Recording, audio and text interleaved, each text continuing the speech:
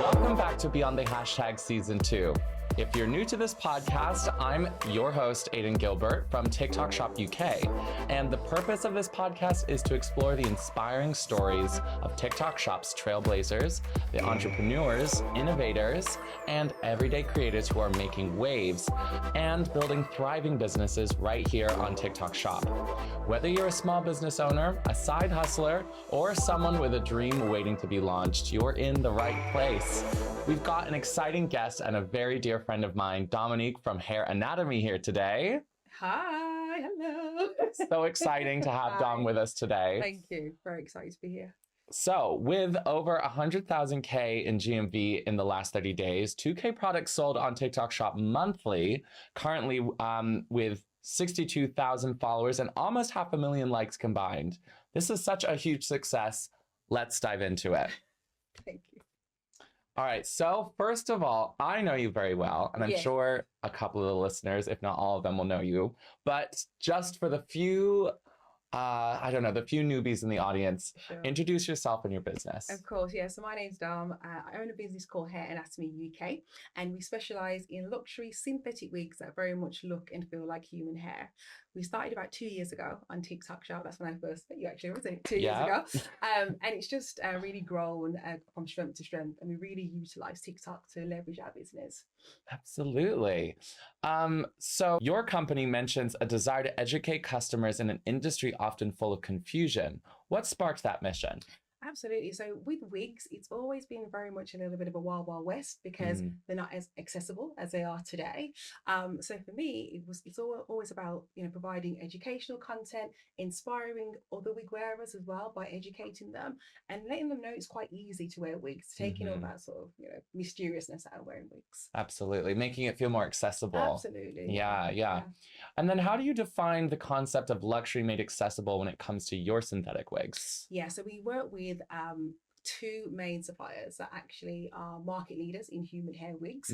So they make our wigs very much like a human hair wig. So the handcraft, the way the wigs are manufactured is exactly like how you would find with a luxury human hair wig, but we use synthetic fibers, but we use the best on the market. So it will very much look and feel like human hair. When I move my head, you will never know that I'm wearing a synthetic wig.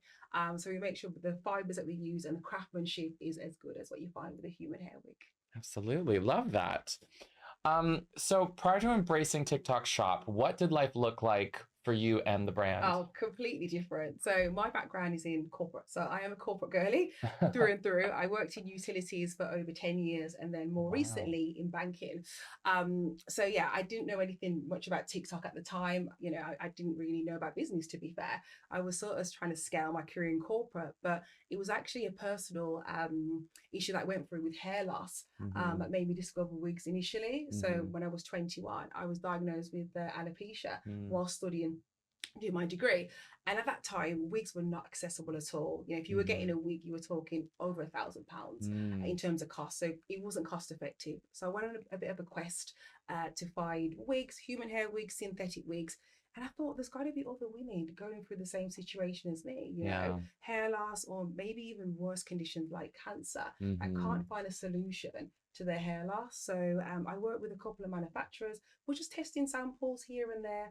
And then it wasn't until about 4 years ago, I thought, okay, I'm doing okay in my corporate role, but do I want to stay in this line of field or do I want to start my own business? And that's when I thought, if I don't do it now, I'll never do it. So let's give it a go. And then, I started Hair Anatomy there. Amazing. So paint me more of a picture. I think for like people who aren't as familiar as you've sort of been educating with your own business over the last couple of years, like what was the world like if you were looking for a really good wig in the UK? How much money were you looking for a good human hair wig? Oh, at least between £700 to £2,000, I would say at the time. Oh my goodness. Again, because the accessibility wasn't there whatsoever. Yeah. Or you'd have to get a wig imported at the time. Or the other alternative would be your local sort of inner city hair shops. But again, the quality wasn't good. The customer service in those stores wasn't great at all. A lot of them are ran by men. So again, you didn't have the user Yeah, no. wearing the wig. So again, there'd be a lot of confusion around where you go for a really good quality wig. So there was a massive gap in the market, and there still is, to be fair. There still is, but there's a lot more wig brands coming up. Yeah, absolutely. It's such a good point you make. Having the person who's going to sell you the wig, you want them to have experience with the product 100%, themselves. yeah, and there was very much a lack of Yeah, experience. because it's such a personal piece of your own identity, and you're going to be wearing it and living with it. Yeah. Especially if it's your first time as well, being thrust into the world of Oh my, wigs. yeah. You don't know what you don't know. Yeah. And let's be honest, when it comes to our hair, it's such a personal thing to us. Mm. And if you're going through something like hair loss, you want to make sure that you find something what still makes you look like you. Yeah. Without compromising who you are. So it's a very personal thing and journey that you go through when you start to wear wigs. Absolutely. Yeah. Okay, so then were you embracing, well, you were embracing a day job as part of your corporate work whilst building the business from home. What did that look like in the beginning? Oh gosh, that very much looked like getting up at 5 o'clock in the morning. Oof. 5 o'clock in the morning, I'd get up, I would do customer service, pack orders. Then I would, at the time we were working from home because it was sort of COVID, right? Yeah. So I'd jump online for about 9 o'clock. I'd do my corporate job. And then between sort of 5 and 8, that was where I would pack orders again and do TikTok shop lives. Wow. And that was myself. And also my mom, I looked to the side because also my mom as well, who was doing it with me as well. So that was life. Yeah.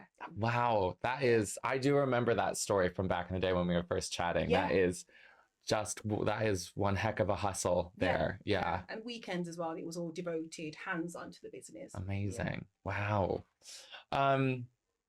And then what were your main sales and marketing channels before TikTok? Did you rely on your website, traditional retail, or other social platforms? Yeah, so mainly the website. So we had a lot of traffic come from the picture app, Instagram, where we were posting, sort of every day, but it was very much a side hustle. So it wasn't, sort of as frequent as we do today. And we'd get sales going through the website, maybe, I don't know, 10 sales a week, if that. But again, because I wasn't concentrating fully on it, I wasn't able to sort of divulge too much. But it was very much sort of diverting traffic from Instagram into our website. And then you decided to kind of jump onto TikTok shop selling. I did, yeah. So I had a TikTok account for a while, but I didn't really understand the world of TikTok, to be honest. Right. I was thinking, is it more like, dance and that sort of stuff? But it wasn't until I started seeing other companies join the platform and I started seeing their success, i.e. they're growing and they were doing lives, and I thought, oh, this might be a really good opportunity to try something different and really leverage TikTok shop. So we did our first live, I think it was like back in June, still diverting customers to our website. And at that point, we made, a massive, substantial amount of money, the most we've ever made, in our history of doing the business. And that's when I thought, oh, there's got to be something here. And when the light bulb moment went ding, and I was like, there's got to be something here that we can leverage and really help scale our business. And look at where you are now. Still happy to go, but yeah. So was there a transition moment or a tipping point that made you decide to fully start committing to running the smaller, your sort of side hustle and leaving the corporate job? It was, I guess, the growth and how quick we were growing, using TikTok shop. Again, the community aspect. Like, we didn't really have a community on the other platform, whereas I found quite quickly we started to harvest one, where a lot of our customers would join our lives frequently. Yeah. We started to, sort of grow and scale that way. But the community aspect was something that was quite unique in TikTok, and obviously still is. Yeah. And that's what's helped us grow to where we are today. And it's still a big part of our growth. Absolutely. And I guess you reached a point where you're thinking, if this business I'm running is really going to take off, I'm going to have to put absolutely all of myself into it. Yeah. Because that was the thing as well. It became really tough, doing the full-time corporate and then doing TikTok shop as well. It had to give at some point. And I think it was when, it came to me doing sort of 14-hour days, combined with TikTok and also my corporate job. I was just like, no, we can't do this. We need to sort of take a step back and think about, where we want to take the business, and this is the point where we need to start growing even more. But we started to build the foundation. We did it for 8 months before I left my corporate job. It wasn't like off the whim. No, of course. I wanted to make sure we're established, and we had the right revenue, and the finances were in place in order for us to take that plunge. And absolutely, 2 years on, it's doing all right. It's doing all right. This is what we love to hear. So you shared previously that TikTok Shop now drives around 70% of your revenue. How has that shifted the scale and sped your growth? Massively. I think one of the things we've always utilized from the start of our journey was TikTok Shop lives. Going on live, you convert very, very quickly, because with our product, you have to show a lot of it. So when I'm on live, I don't really sell. I demonstrate how the product works, just to help the viewer understand how to wear wigs. So any sort of objections or questions I can answer there and then. And it's very much about, showing the transformation that you go through with wig wearing. And even till this day, when I look at the sort of the insight or the metrics around video versus live is always still a big part of that revenue generator for us. And I think it always will be, just because of the nature of the kind product. Of, because that your customer can sit there and see you really demonstrate how to wear what it looks like up close, what it's sort of the different features are depending on the style. And I think that's what generates a sale straight away, because it's so instant. I can take my wig off and I've got no hair, and then I've got a wig on, and then I can see the difference. It's done instantaneously. So instant gratification. That's what converts, right? And that's what helps me sell. So it all works together. I love that. Here's Dom with no hair on. Here's Dom with the fabulous wig on. But I also think it's really empowering, right? Especially if you've just gone through hair loss and you've seen someone like you be really comfortable in her own skin, to show you the transformation 100%. and just to make it feel like it's normal, it's fine. And that's what I try and do on the lives. I try to normalize hair loss or anything like that. Absolutely. No, I mean, gosh, that is such a can be such a traumatic thing to go through. And that it's amazing that you're able to create sort of a safe, easy space to discuss that, to sort of demystify it, and show everyone that, hey, you also don't have to spend thousands of pounds on a handmade human hair unit. You can And I think a lot of our customers are surprised by that, especially those who always buy human hair wigs, previously. They're always a bit on the edge, like, oh, do I really want to, step into the toes of, synthetic wig? And when they do, it's very much, oh my God, I can't believe how, how great the quality is. I would never, wear a, synthetic wig, but now I'm converted. So the feedback's really positive, and I love to see the transformation. So it's really good to hear. No, it's very powerful. Thank you. So, back to strategy. How do you craft your TikTok Shop strategy? What role do shoppable live streams, pin products, and community engagement play? I think it's always thinking about where your customer is at that moment in time, right? So I never look at it from a sort of sales point of view. I always think, let's problem solve. How do I get that viewer, customer from product A to B, as an example, right? So when I'm mapping out my content or making my shoppable videos, I always think, how do I show the transformation in short space of time? So it could be me just doing a quick install, just showing how to apply the wig, so to speak. And that helps convert. In lives, again, it's show and tell. So show and tell very much. And just answering questions as well, and kind of being approachable on the live. So introducing myself, talking about my story. If you've got any questions, feel free to ask. I demonstrate, and I just try and make it a really cohesive, engaging live stream. We don't try and sell too much if we need to. Obviously, we do that, but it's very much educational and just showing what the product can do, and let the product sell itself.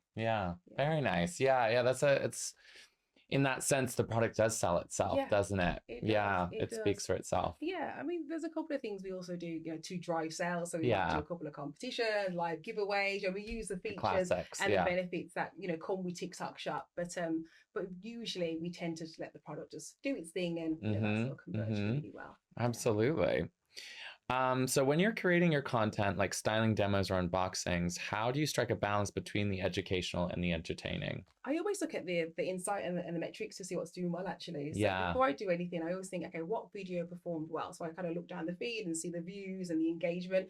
And I'll go, okay, let me recreate something like this again, but maybe put a little spin on it, for example. So a lot of our content will be more heavily swayed to educational, because I know a lot of people that want to see wigs, they want to see the transformation, and they want to know how you apply it, how you manage it, how you care for it, as an example. And then on the other side, when I want to sort of do, things that I want to sell, I'll probably just go, oh, this wig's on sale for, I don't know, £20, go grab it now. And that also converts. But I really heavily rely on the sort of education side of things. Yeah. And what about like the different sales campaigns that come through TikTok?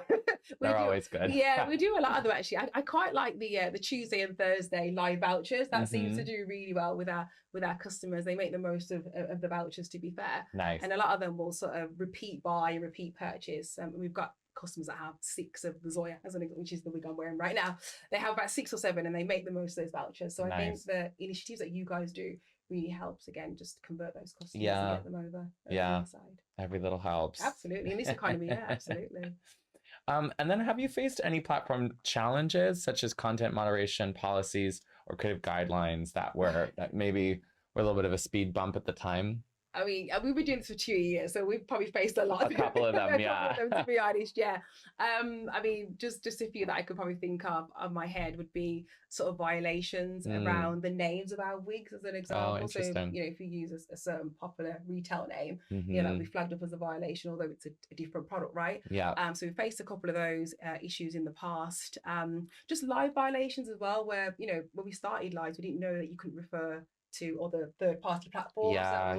They're strict. Yeah, that was also a bit of a violation here and there. But the good thing is, because we had an account manager, or we have an account manager, they're there to support and help us. Absolutely. To, I guess, sort of challenge the violations. But I think we've probably gone through so many different violations over the time, but those are the 2 that I can remember. It's sort of the rules of the game, isn't it? You learn very quickly. You learn what not to do very quickly with TikTok. Yeah, absolutely. Looking at the broader beauty industry, many brands find early TikTok success difficult to sustain over time. Yeah. How are you positioning Hair Anatomy for long-term growth beyond the viral moment? Yeah, I mean, I think that starts with being consistent. If you're going to start TikTok Shop, my advice to anyone would be start with a plan to be consistent, at least for your first 30 days, because that will really teach the algorithm about your shop and how you go live and be able to bring that traffic and audience into your live. So I wouldn't just say to start it up a cup, have a plan in place. And yes, consistency is what I would start with. Yeah. I would also say really work on harnessing your community. I know you hear it all the time, but it is a really big part in terms of how you grow, because once you've got a real advocacy within your community, you will be able to put anything out there and your community will buy from you, because they know you, they like you, they trust you, and that comes from being consistent from the get-go. In terms of what we're trying to do now, we've obviously relied on TikTok Shop, for the past 2 years, but we want to do more in-person events. So, for example, pop-up shops. We're going to be planning our first pop-up shop in October, which I'm really excited about. It feels like a long time coming, to be fair, but having now to meet our community and our customers, I think we'll just add that extra layer and that personal touch. Absolutely. Which I think has been missing previously. And then for us, we kind of want to go into retail. So again, that's another area that we want to expand in, another growth. But, regardless of where we go, TikTok will always be a core fundamental part of driving growth in different areas of the business. Absolutely.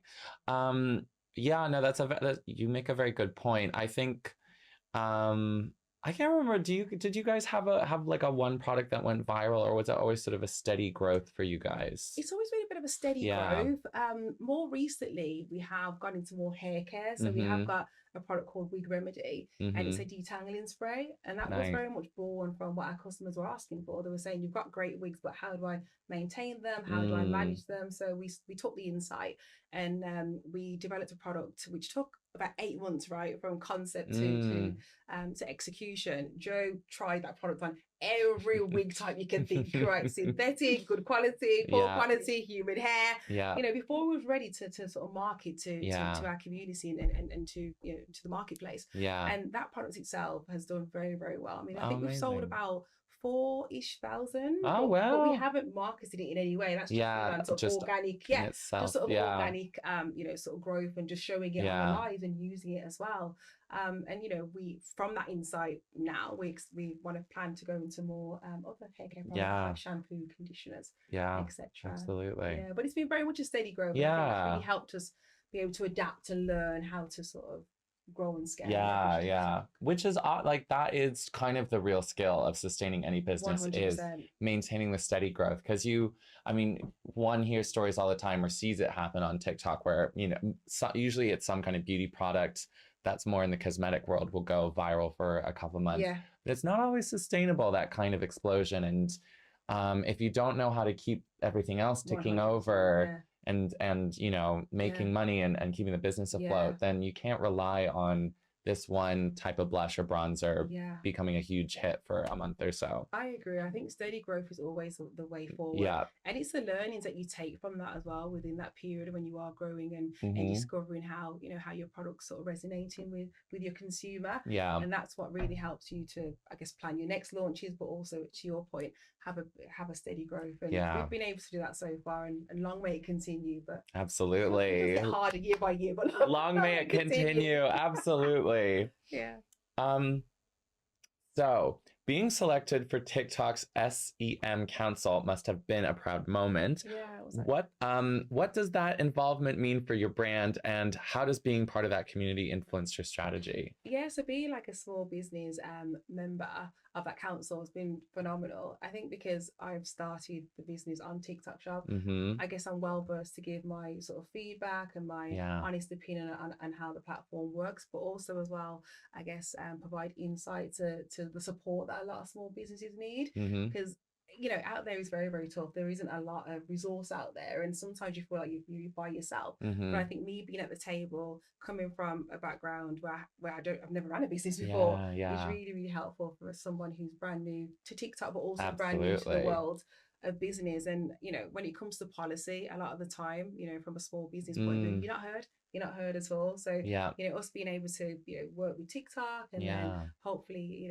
make changes in central government is such a big piece. And I think we can definitely change policies for the better. It will help us all, help absolutely everybody. Yeah, no, that's amazing. So real honor. Thank you. And then just for the listeners at home who may not know what the SME Council is, do you want to give us a little?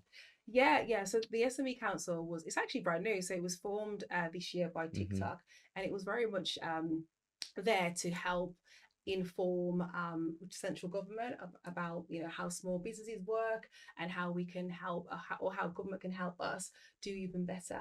So give us the right resources and policies to help us grow and scale. We had our first meeting, I think it was about 3 months ago now, in Sutton. Wow. With your legal team, which went really, really well. And it was like a round table of 12 different companies within TikTok that are different sizes. And we all came together sharing our shared experiences. And there was a bit of they called it a manifesto. Where, I love that. We all sort of declared what we'd changed and policies that could be taken to central government from your legal team. So really, really positive. And I'm hoping we have some really great stuff coming on the back of that. But, it was great. That's amazing. That's very powerful. Well done. Thank you. Okay, well, here we are at the listener question portion of the podcast. So we've had some questions submitted from listeners in the community. So let's hear what they want to know. Sure. So first off, Alex asked, what's your must-do tip for first-time viewers tuning into your TikTok live?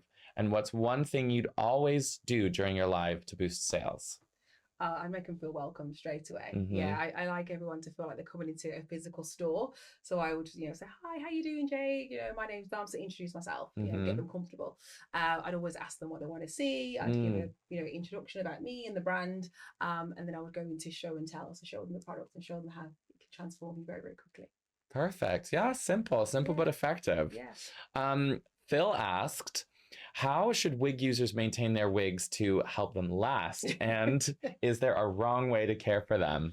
Yeah, so I'm going to plug Wig Remedy. They need Wig Remedy. Absolutely. If you're wearing wig, you need Wig Remedy. It's a great product, and it will also maintain your wigs. But the thing I would say in terms of the wrong thing to when it comes to wearing wigs would be too much oils. Don't use too much oils. Heat. Don't use too much heat on there. So don't be straightening the wigs all the time. Yeah. Try and stay away from too much heat damage. And I would say as well, don't wear them all the time, because especially a synthetic wig, they're not there to be worn every single day. Occasional wear is where you need to be, really. Swap them out. Yeah. Change it up. Absolutely. Yeah. Julia asked, how do you make your synthetic wigs feel as natural as possible? Are there styling tricks or ingredients that truly make a difference? It's the type of synthetic fibers that I use. So within our industry, there's different types of fibers. We use Futura, which is very much seen as a sort of holy grail when it comes to synthetic fibers, and that will ensure your wigs will last, stand the test of time, but also sort of move and feel and look like human hair.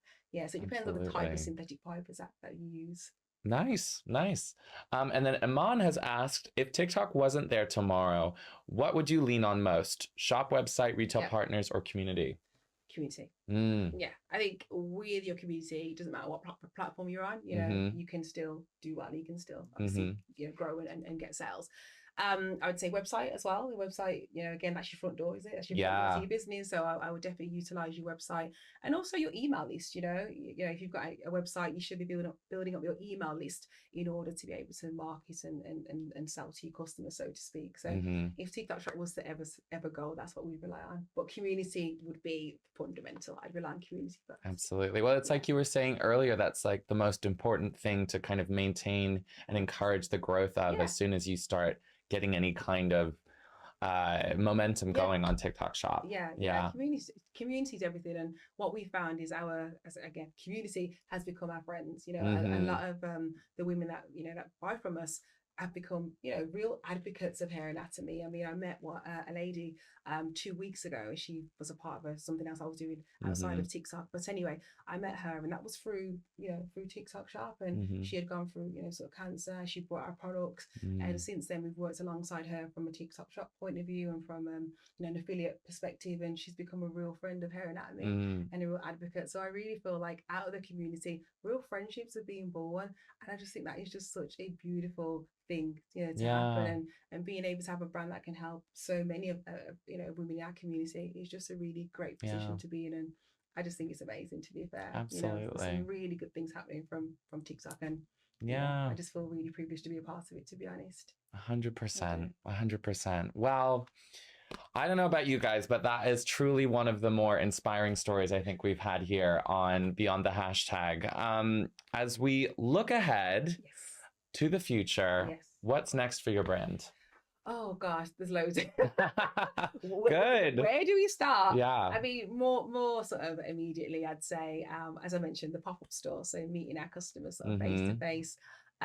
Product launch as well. So going into more hair care, we really want to, sort of expand that range. At the minute, we've got one product, but we want to have, 6 or 7. So a full suite of hair care and maintenance products for our wigs.